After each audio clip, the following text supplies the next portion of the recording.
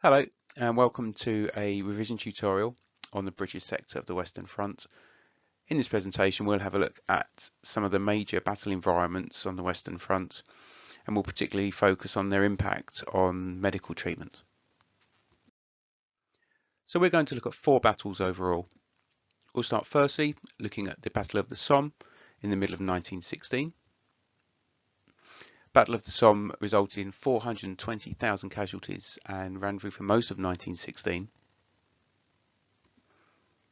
And then we'll compare that to Battle of Arras, which took place from mid-1917 onwards, from April onwards, resulting in 158,000 casualties. Then we'll build that knowledge to have a look at the third Battle of Ypres, or Passchendaele, which resulted in over 300,000 casualties from the mid to the end of 1917.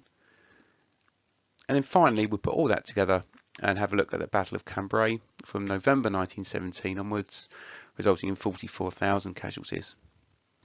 As we run through each battle, we're going to focus on key features and the implications of those features on medicine.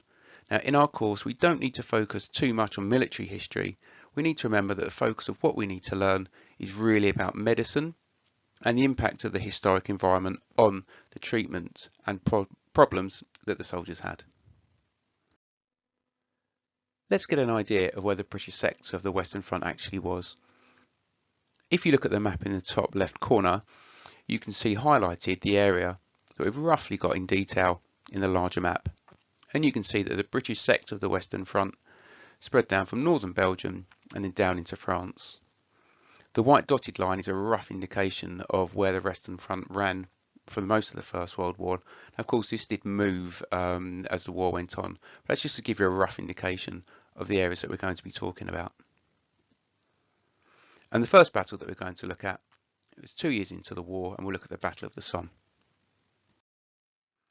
So the Battle of the Somme, started in July 1916, was a big push by the British Army to attempt to break through the German trenches and also to relieve pressure on the French, who were fighting the Germans further down the Western Front at Verdun. Its key features are a huge offensive across no man's land following a week-long bombardment of heavy artillery. Now, this attack across no man's land resulted in the worst casualty rates that the British Army had ever experienced in one day. Over 57,000 casualties on the first day alone. And then in the battle, as the battle dragged on for weeks and then into months, casualties approached nearly 500,000. So the implications for medicine of this was the scale of the casualties overwhelmed the services and the evacuation route that the soldiers needed to get treatment for wounds. Now, the army had seriously underestimated casualty rates. They weren't expecting anything like that amount of casualties. They thought the bombardment would remove most of the opposition that the soldiers would face as they crossed no man's land.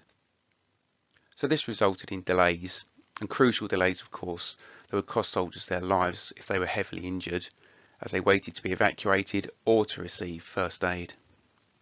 There were also major shortages in equipment and getting the soldiers the treatments that they needed.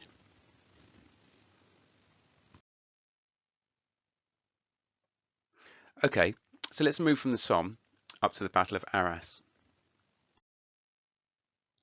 The Battle of Arras, which started in April 1917, has different features to the Somme. Now, the environment had a key factor to play here. Arras was fought on chalky soil.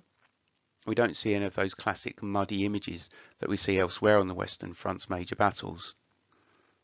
And because of the nature of the soil, because it was so easy to mine, this meant that tunnelling, which was used elsewhere on the Western Front, was extensive and was used for both attack and defence. And this had implications medically. The tunnels were so extensive that there were even casualty clearing stations built underground for safety and protection and for convenience. But the downside in terms of injuries, there were some soldiers and miners could be buried alive if tunnels collapsed or were compromised or attacked by the other side.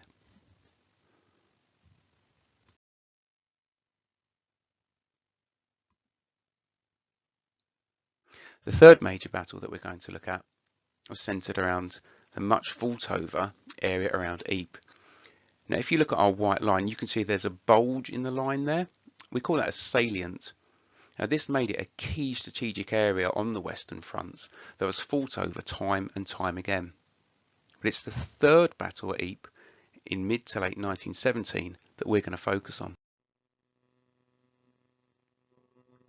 Now this battle is also sometimes called Passchendaele, named after the small village just to the east of Ypres that was a key area in this battle.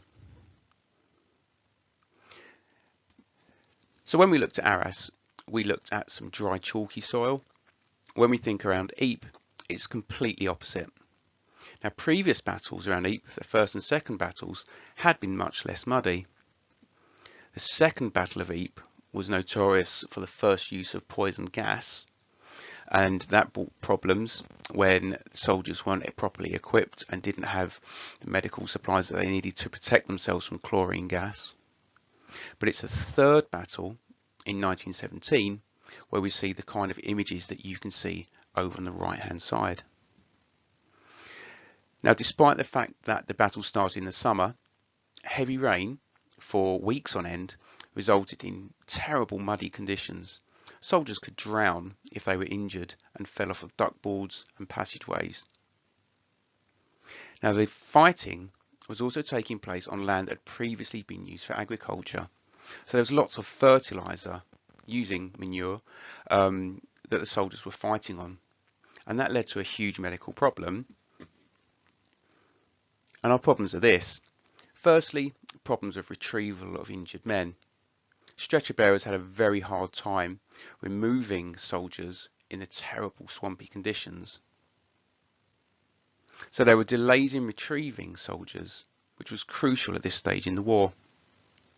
And secondly, because the soil was so dirty and so filthy, with that fertiliser that we've mentioned, infected wounds were very common, because small tiny particles could end up inside the body, resulting in problems such as gas gangrene that we've spoken about in another video.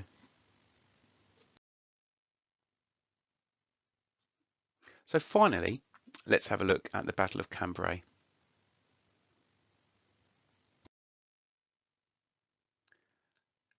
Now we're coming towards the end of the war when Cambrai was fought.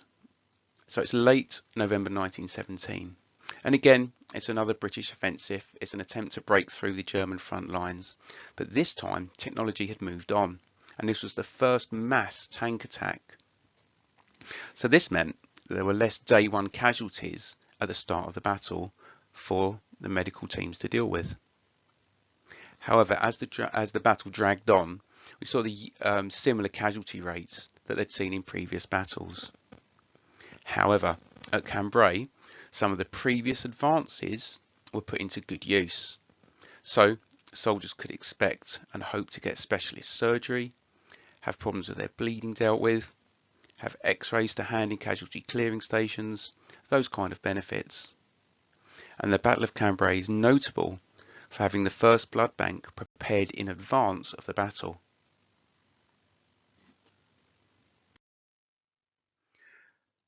So let's try to put these four battles together. So we've had the Somme, Arras, Ypres and Cambrai. A nice little way to remember the order of these might be the mnemonic save all your cash, SAYC, which might well help us just to put those in order in your memory. So how might we put all of this information to use to get us more marks in our exam? Well, our key thing here is we can use our contextual knowledge to make lots of comments about typicality and also to lend weight to the points that we do make about particular battles. So for example, here might be a mid-level kind of statement that you might make in the course of your exam. The Western Front was muddy, which was a problem. Now, there's nothing wrong with that. That's factually correct. But if we could turn that into this kind of sentence, we'd be picking up top-level marks. There were muddy conditions, but this wasn't always the case at Ypres or in other battles such as Arras. So you can see we can apply specialist contextual knowledge to our statements and add much more weight to our analysis. So another example, carrying injured soldiers away was difficult. And again, of course, that's factually true. There's no problem there. But again, we can show more specific knowledge. The source shows that carrying injured soldiers off the battlefield was difficult. This was particularly bad in the mud of Ypres. And one final time, blood loss was a major cause of death. And we could develop that. The problem of bleeding was countered by late 1917 at Cambrai, when blood banks were prepared before the battle. Now we can use this kind of contextual knowledge when we're evaluating sources, because we need to show our knowledge then, and then after that when we're constructing our historical inquiries. So we can use these kind of techniques all the way through our this section of our exam. Okay, we've come to the end. Thanks for watching. There's plenty more guidance and other videos on our CHSG History channel.